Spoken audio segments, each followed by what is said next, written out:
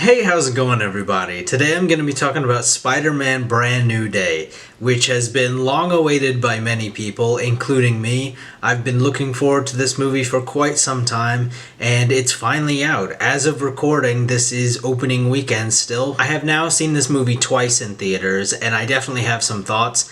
Seeing it in the theater, I wasn't able to take any notes because I'm not that guy with my phone out in the movie theater. Not only for the people around me, but also because I just like to pay attention to the movie. So with me not having any notes, I'm going to try to get through all my thoughts about this movie because I do have quite a few, and I'm hopefully not going to forget anything important. I guess let me just start out by saying I am so happy to have Spider-Man back on the big screen. It feels like it's been a long time, even though it's been a few years. It hasn't been like an overly long time, but still, it feels like it's been a long time. And on that note, I guess I'm just going to start out with everything that I loved about this movie, though there might be some intermingling of I like this, I don't like this kind of throughout, but I'm going to try to focus on some of the things that I really love about this movie before I get into some of my criticisms of it. So let's just get started somewhere. I thought this movie had a good story. I thought it was well told. I know that it's not a perfect story. There are some things that I would have tweaked, but overall, I thought it was a good story, and it was a very different one compared to the other Tom Holland Spider-Man movies.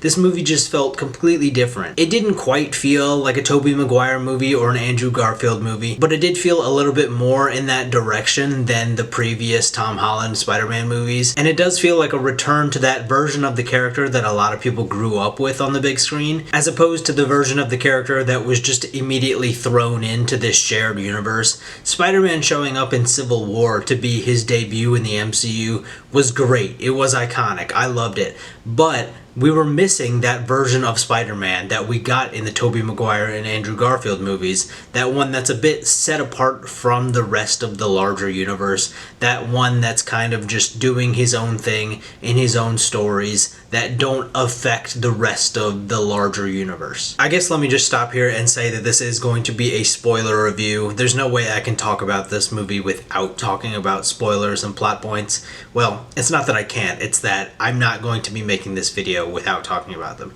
That's just what it's gonna be. I thought Tom Holland did a really good job in this movie. Tom Holland's Spider-Man has always been a point of controversy because a lot of people grew up with a different version of Spider-Man, either Tobey Maguire or Andrew Garfield, or some other version, an animated version. And so I feel like Tom Holland's Spider-Man has kind of just gotten unnecessary hate in a lot of instances. And I know that there's always been a debate on who the best Spider-Man is, but I think with this movie, in my opinion, Tom Holland's portrayal of Spider-Man is the best we've ever gotten in live action. I know that's still going to be controversial, and I kind of was already leaning that way a little bit before this movie, but I think that purely from a casting perspective, Tom Holland is the best casting of a live action Spider-Man. And I think when people are talking about who's the best Spider-Man, a lot of that falls back onto the movies that they're in and the stories that are told. A lot of that falls back on the writing and the directing of those movies. But I think from a casting perspective on who fits this character best, it's always been Tom Holland. And as a side note, Tom Holland was jacked in this movie. He's always been in good shape when he's playing Spider-Man. He's never been in bad shape in any of his Spider-Man appearances, but he was huge in this movie, to the point where in one particular scene I was like, is that a body double? And then the next scene when he puts his suit back on, I'm like, no, he's just huge. I thought that Spider-Man's character arc and the direction they took his character in this movie was interesting. I liked a lot of it. Some of it I'm a little bit unclear on, even after a second viewing. There's a lot of emphasis in this movie about how Peter Parker is changing, not only in his life, but also just from a biological standpoint. There's an emphasis on his arachnid DNA and his mutation. And while I do think that's an interesting direction to take his character in, and I don't necessarily dislike that, I think that a lot of it is up to interpretation and pretty vague in some instances, and that's something that kind of just bothers me a little bit. Throughout the movie, you see that Peter is struggling to be himself because his arachnid DNA is mutating more, and he's becoming even more spider-like. And I think throughout the movie, it's an interesting dilemma. Peter throughout the movie is trying to prevent this, and he's trying to stay the same, despite despite some people around him saying that maybe this is something that just needs to happen. It's something that needs to be expressed, something that needs to run its course, what have you. And he's trying to prevent that up until the climax of the movie, when he kind of just accepts it. But there's really no explanation as to why this is happening, or how this is going to affect him long term, or how just the acceptance of it makes him able to control it better at the end. It just kind of is. And there is a moment in the movie when we're learning about spiders, and it's talking about molting and about how spiders change in the transition to adulthood. But that's all kind of just conjecture. When you place it on what's happening to Peter, that's kind of just what we assume might be the case. He's changing as he grows, as he goes through emotional trauma, as is also stated in the movie. But none of that's ever really confirmed. That's just kind of theorizing what's going on with him without any real explanation, and that's all well and good. The only issue I have with it is in the end, whenever he can control it after he accepts it, kind of. I feel like he tried that a few times throughout the movie. He tried to just work with what is happening to him, and it didn't seem to want to work. And I don't know if it's just me, but I would have liked a little bit more explanation in the conclusion. And maybe this is something that's going to carry over into his next appearance, something we're going to touch upon later. And if that's the case, then I'll retract my statement. But just for now, in the bounds of this movie, I kind of wish we had a little bit more finality to this. I thought the continuation of the story of Peter's relationship with Ned and MJ was really well done. I really liked what we got of that in this movie. I know a lot of people couldn't care less. I've seen people saying that they wish that they weren't even in this movie, but to me, that just seems ridiculous, because of course they were always going to be. I don't know why people thought that that was ever even a possibility. And personally, I thought it added a lot to the story. This is a very emotional story for Spider-Man. This is a very lonesome time, and so it's good to have that sort of comparison of how lonely and how isolated he feels, clashing with some of the most important people that he lost, still being alive and well, just not in his life. I think it's a good dynamic throughout the movie that Ned and MJ are around. They're still nice people, good people. They interact with him throughout this movie, and yet they just have no memory of him. They have no idea who he is, and he wants to tell them, but he just can't bring himself to. I really love the Punisher's inclusion in this movie. I thought that he was a scene stealer in basically every scene he was in. His dialogue with Spider-Man and his relationship with Spider-Man was so funny in this movie. They made him funny, but not in an uncharacteristic kind of way. Just in a he's not going through it in this particular moment kind of way. It doesn't feel like it goes against anything we've established for Punisher up till this point. I think it was a really good way to utilize his character and to fill out this world a little bit. Spider-Man is isolated, he's alone, he doesn't have any of his friends that he used to have, but he does have this sort of friendship, banter, working relationship with Frank Castle, who is just another New York-based superhero slash vigilante. And that just makes sense to me, because it's easy to forget in some of these movies and universes that New York is not an infinite wonderland.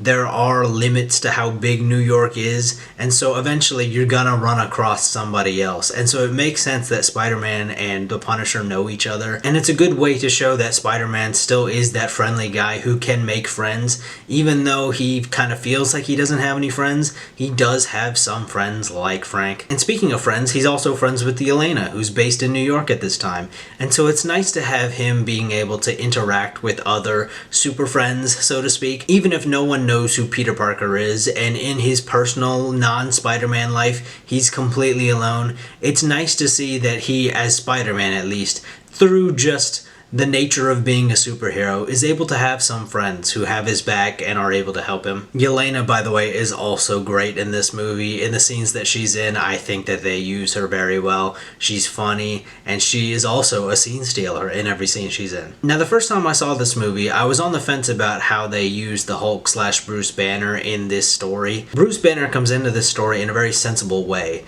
Peter goes to him to ask him about his mutation and his inhibitor that he wears on his wrist, in relation to the struggles that he's having with his own mutation getting kind of out of control. And it's Bruce who eventually says to him, maybe this is something that you don't need to suppress. Maybe this is something that just needs to run its course, and it is what it is. Maybe this is one of those nature things that just needs to happen. And I thought that was a really good way to incorporate him into this story and to establish that he's in New York. And so later on, when Jean Grey, who is the villain in this movie, gets into his mind and uses him in Hulk form to attack Damage Control and to fight off Spider-Man and the Punisher, we had already established that he was in New York and that he was in this story, and so it didn't just come out of nowhere, so I thought that was well done. But I can't get out of my head that this is just kind of setting up the future of Hulk, and while I don't mind Bruce Banner / the Hulk being in this movie at all, I do feel like with Jean being in the Hulk's head and snapping him and turning him into Savage Hulk, or allowing him to become the Savage Hulk, I think the main reason for the Hulk's inclusion at all in this movie is more so to set up the future of Hulk. And that bothered me a little bit in my first viewing of the movie,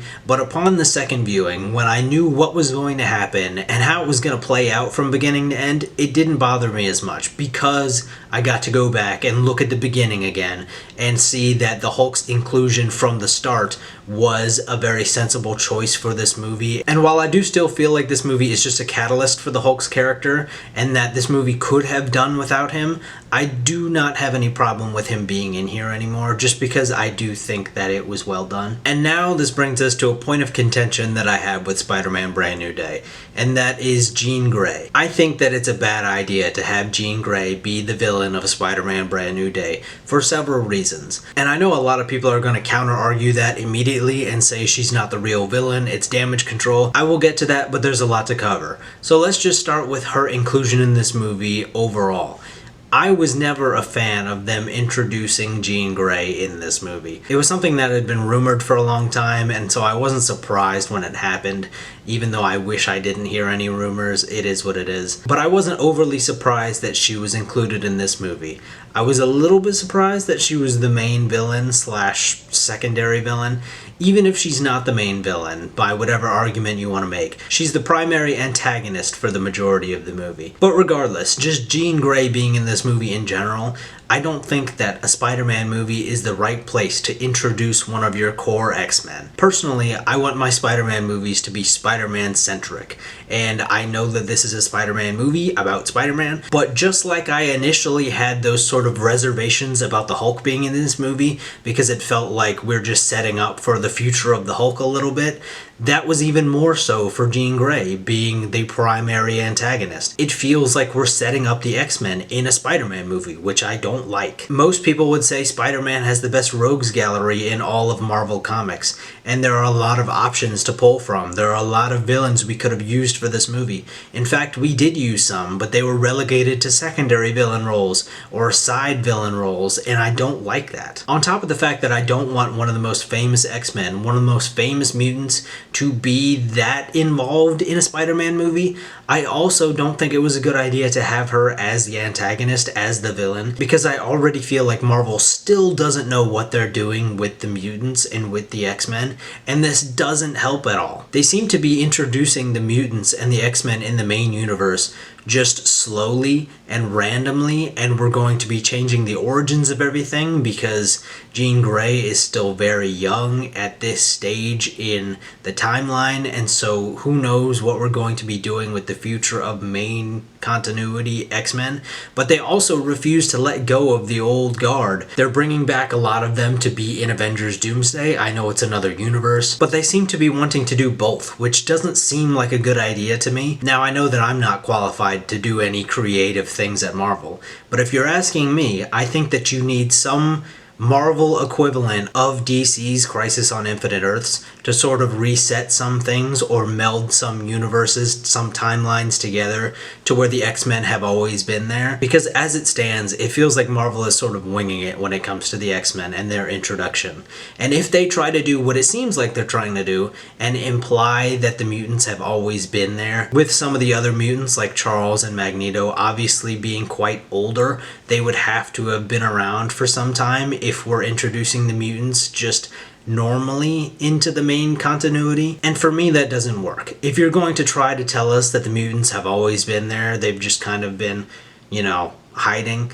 I don't buy that at all. But aside from all that, introducing our first real X-Men in the main continuity as a Spider-Man antagonist slash villain, that's just gonna set back mutants another 20 years because she was attacking Damage Control, which, whether you think that's justified or not, she was attacking Damage Control, which is a government agency, and then she was attacking just all of New York within a certain radius, and that's just not going to be a good look for the mutants. And so if you're introducing the mutants and trying to imply that like Charles and Magneto also exist during this time, Charles is going to take her in and be like, you did what? And so I don't like the idea of introducing one of your core X-Men and making her a villain.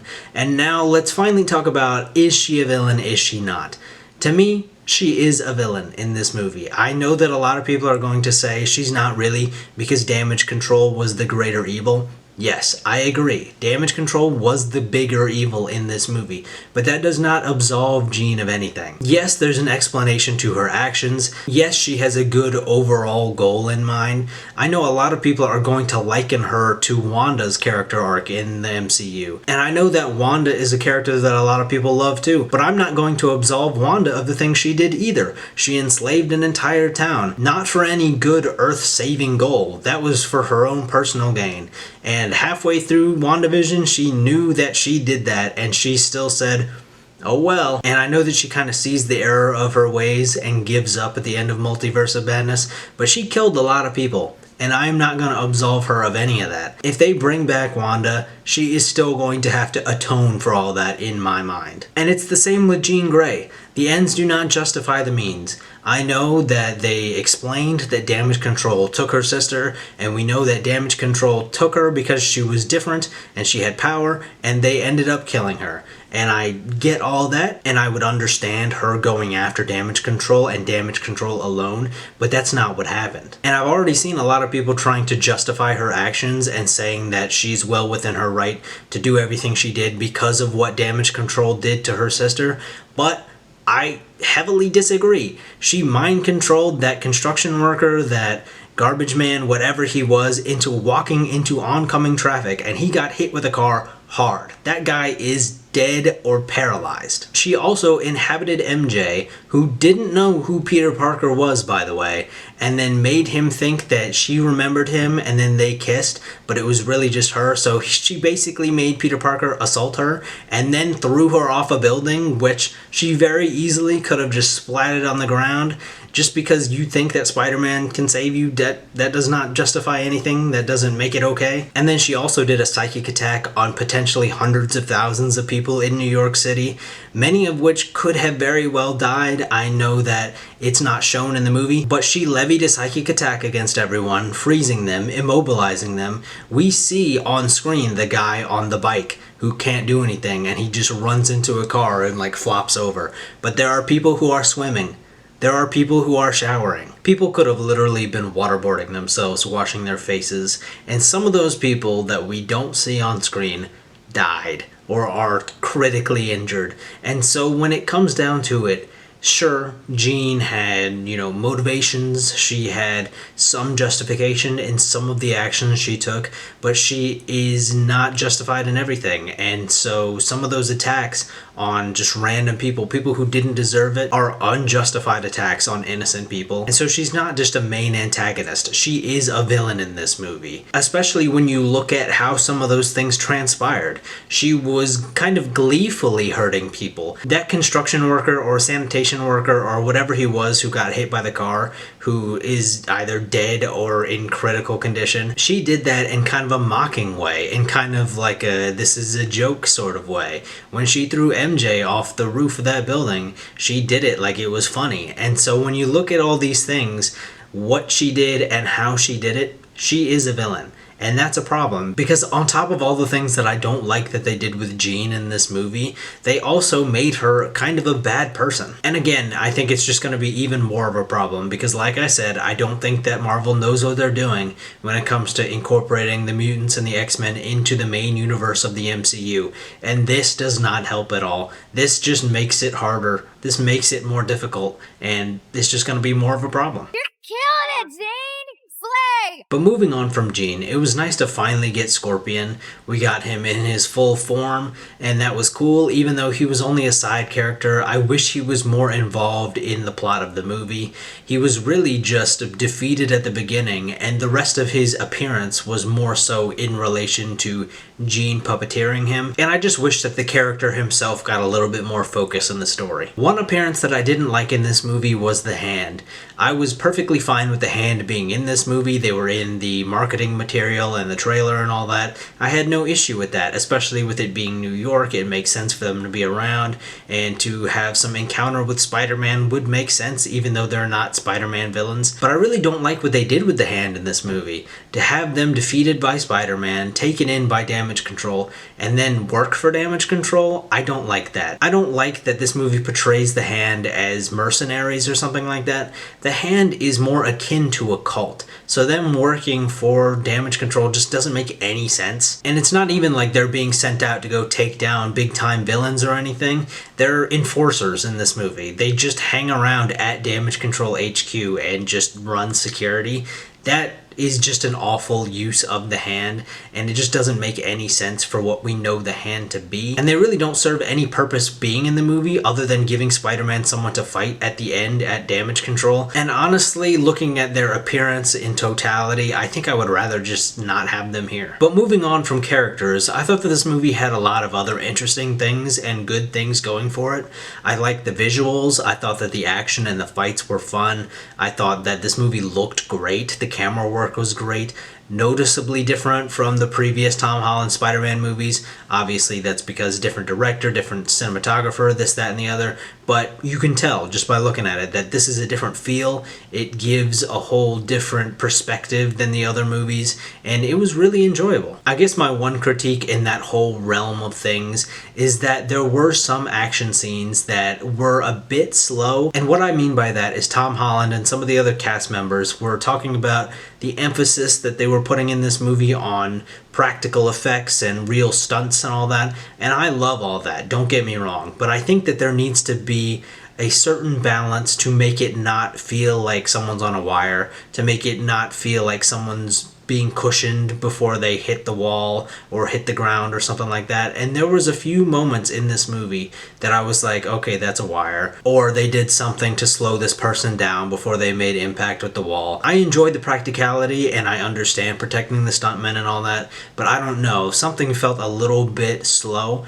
I don't know if they should have just sped up that shot in post or something like that, but it feels like something that I never really noticed in any other Spider-Man movie, to my knowledge. And going back to the feel of this movie feels very different in more ways than it just being different cinematography, a different look.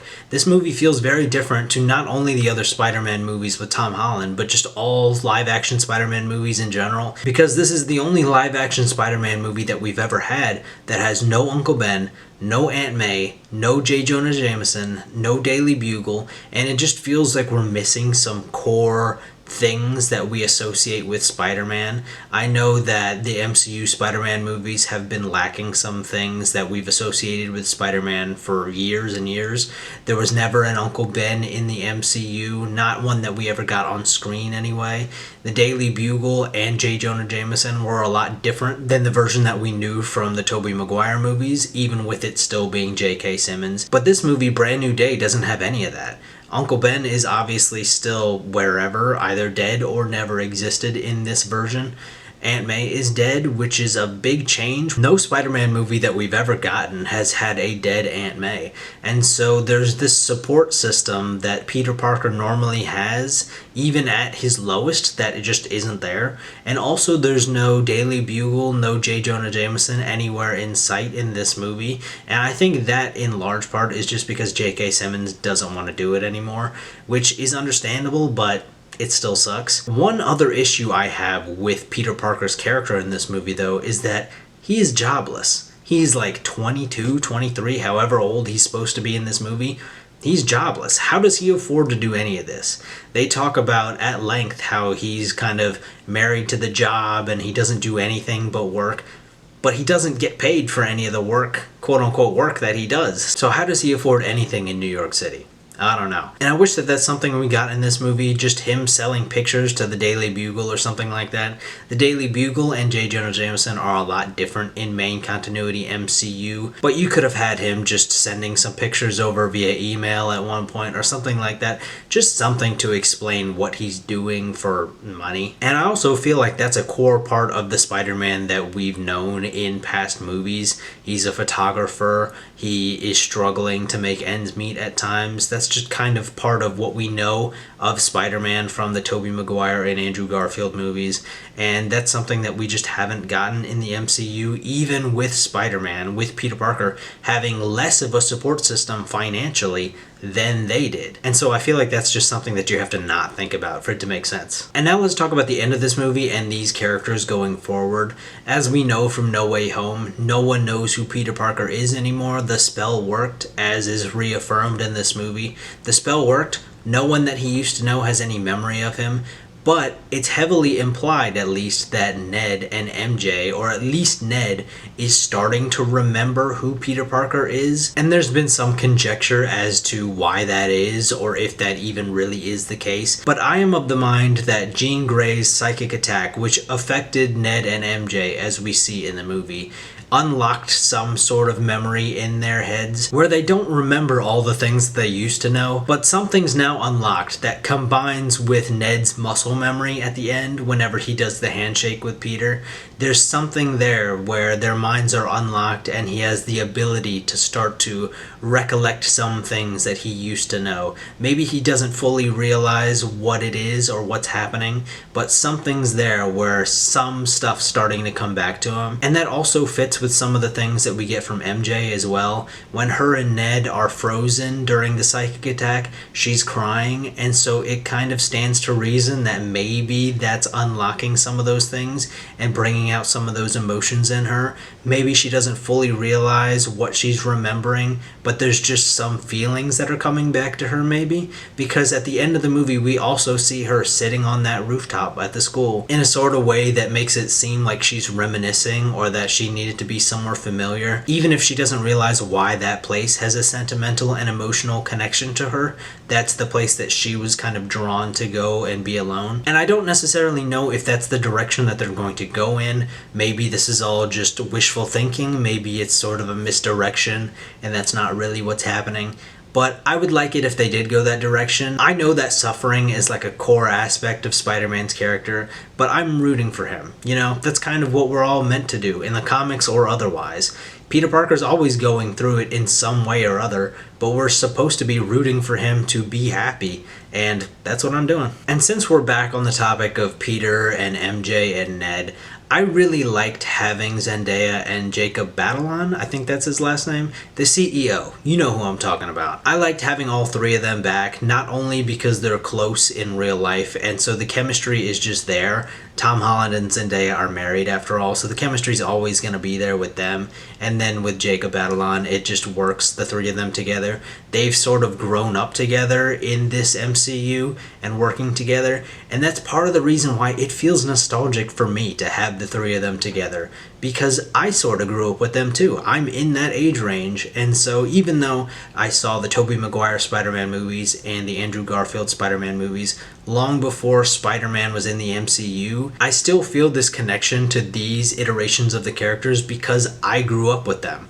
I was a teenager whenever they were introduced in the MCU as teenagers. And so even though I'm an adult now, it feels like I've grown up with this version of the characters and with these actors. And so that just kind of feels sentimental to me, nostalgic to me. I don't know. It's a weird feeling. But yeah, I'm 99% sure that that was everything that I was trying to remember to mention. I think I remembered to talk about it all. I really enjoyed this movie. I had a lot of fun. It's not a perfect movie. I can't confidently say where I would rank it amongst the other Spider-Man movies, but it was really good. And having seen it twice, I think that that worked for me a lot as well.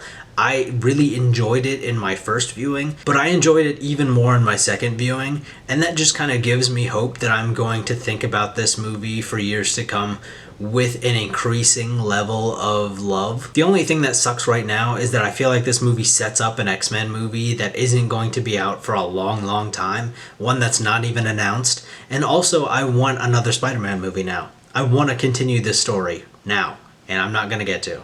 And so that's just unfortunate, but that's the movie business. But yeah, I'm pretty sure that's everything I have to say about Spider-Man Brand New Day, until I remember something tomorrow and then I just kick myself. But it is what it is. If you saw Spider-Man Brand New Day, what did you think of it? How does it compare to the other Spider-Man movies for you? Did it blow your socks off? Did it disappoint you? Let me know down in the comments below.